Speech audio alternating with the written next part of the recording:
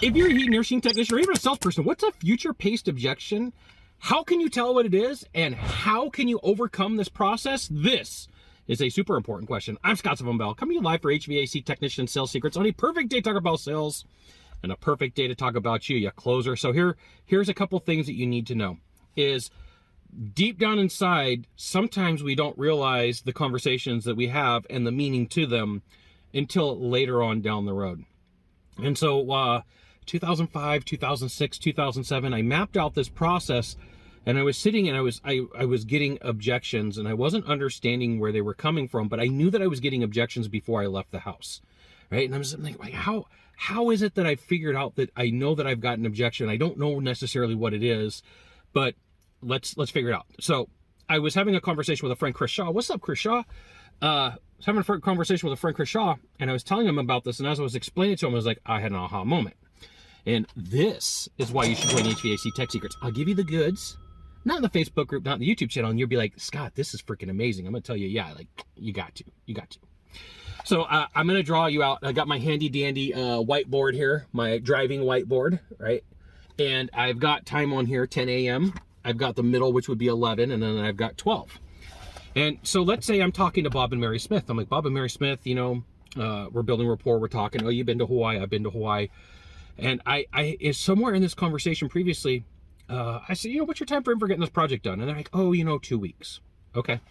So on this timeline, right, I got 10 a.m. Somewhere here before the middle, before the report process, I ask them what their timeline is. And they tell me, hey, Scott, we're gonna put a little arrow in here, and we're gonna say 2 weeks, 2 weeks, 2 weeks. I feel like I'm in an Arnold Schwarzenegger movie. Right there, 2 weeks. And later on, as we're building rapport, we talk about Hawaii, and I'm like, yeah, I'm planning on going to Hawaii next month. So on this timeline, they're getting things done in 2 weeks. I, into the future, am going to Hawaii in a month. And you're like, Scott, what the hell does that matter? I got you covered, right? People project into the future, they don't realize it, and they give you objections, and sometimes they speak in code, and if you understand the code, you can pick up on it and you can close a deal. So I meet with Bob and Mary Smith. What's your timeline for getting this done? They say, hey, Scott, we're getting it done in 2 weeks. I go, fantastic, that's amazing. A little bit down the road, I'm like, hey, you know, I'm planning on going to Hawaii next month. Haven't been in a while, planning on taking the significant other, going snorkeling, going scuba diving, going swimming with a shark. This was so important. I am going swimming with a shark, right? I'm going swimming with a shark. And so I go to leave Bob and Mary Smith, and they have not bought for me. They have not made that purchase. They have not invested in me. I haven't overcome objections. I may not have given a good presentation. You fill in the blank, right? It's whatever reason that people are giving you the objection. And they go, hey, Scott, it was very nice to meet with you. Thanks for coming out. Thanks for everything you've done. Sometimes they'll give you a parting gift. Sometimes they'll be like, hey, here's a bottle of water, right? And they'll go, enjoy your trip to Hawaii. All right, well, let's think about this. If their timeline says that they're getting something done in 2 weeks, that's their horizon, that's their bubble, and then all of a sudden they're saying, hey, enjoy your trip to Hawaii in a month, they've already made their decision. And sometimes it'll be overly aggressive. I'll give you an example. I went to a house one time, and I told the guy, I'm always going to Hawaii, right? As I'm filming this video, it's June 2023. I've got a trip in September, October, November, and December to Hawaii. I got 4 trips at the end of the year. Been there 4 or 5 times this year. Summer down. I got family there. It doesn't cost me anything to go. I got a car over there too. Okay. So like literally it cost me airplane tickets. I was looking on the way over here. I was like, I could probably fly to Hawaii for the weekend for a couple $100 and some mileage, which is true. May just do that. So I go to leave. Bob and Mary Smith go, hey, enjoy your time in Hawaii and don't get eaten by a shark, right? Right? They've made their decision. So this is where you can politely come in. You can politely come in and say, hey, I get the feeling, very politely, I get the feeling you've already made your decision and you've excluded me from your process. Would you mind sharing with me what happened? And 50% of the time, the people are going to be like, no, you're still in the running. You're still in the running. We're just waiting for our guy that's been our guy for 10 years to get us our proposal. We're just waiting for a couple more appointments. We're still like, no, please don't take it. You're out of the running. Why would you say that?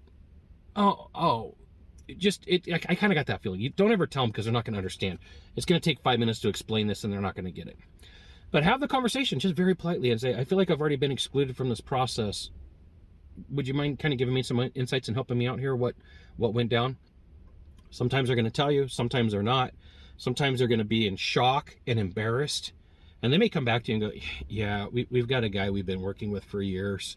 And we were just kind of seeing if he was giving us a good price. Well, like, you should have a word track of, like, you know, I'm kind of concerned about a few things, because if you trusted this guy and there was trust, there would be no reason to call me out and have me go over and say that he's giving you a good price.